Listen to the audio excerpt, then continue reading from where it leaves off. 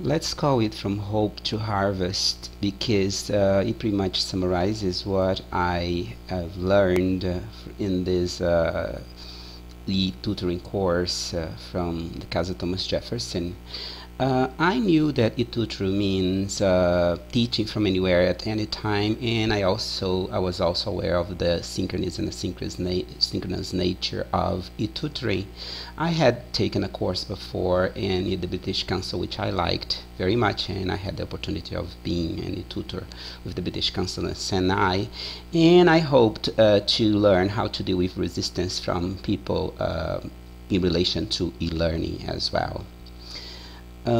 But as the course started, we went through the process of getting to know each other, and although this is a group of teachers that kind of know each other, but I discovered that my fellow teachers have so many things. They have so many other identities. They dwell in so many other different realities that I didn't suspect of, and I could see that who are my friends, who are the teachers that I meet in the teachers room. And so it was great opportunity to see that even in a group of people that supposedly know each other, there are things to discover. There is so much to learn. Learning never stops. And also I could see that some of them are very creative, and they have many ways of expressing their identities, their families, who they are, and part of their identity is as well. And then on online presence, I think it's a very important thing. You have to build an online presence. Otherwise, the e-learning becomes the barren space that everybody is afraid of. So building online presence is really important, the sense of being there and being together with e-learners. I think this is it's a kind of an avatar. It's this Pandora world where you have to dress up and really have this sort of persona, and it made me think, who are you in the learning platform, in the learning course?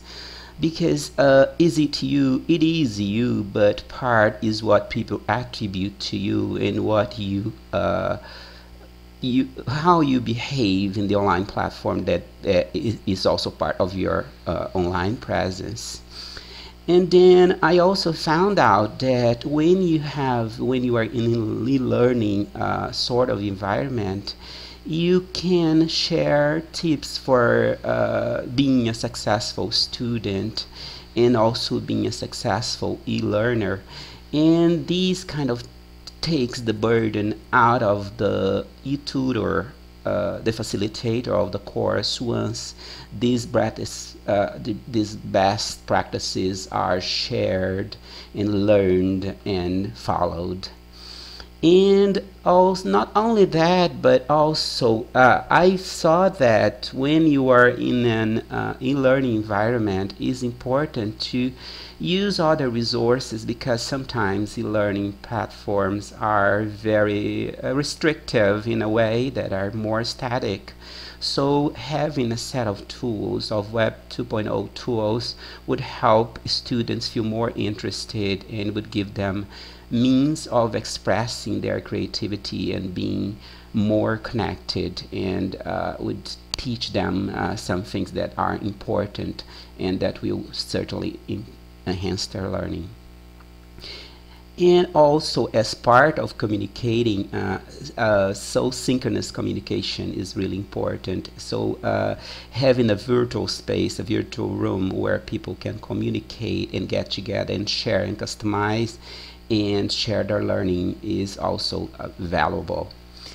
And not also, sharing real practices and a real platform, only learning and asking teachers to evaluate and see how they feel. And finally, for wrapping up, I could see, how creative people are when finishing their messages. And to finish, this is something that I've been repeating for myself. It's sort of a mantra, that learning is not for a season. Learning is for life. Learning is playing. Learning is a process. And learning is continuous, is for life.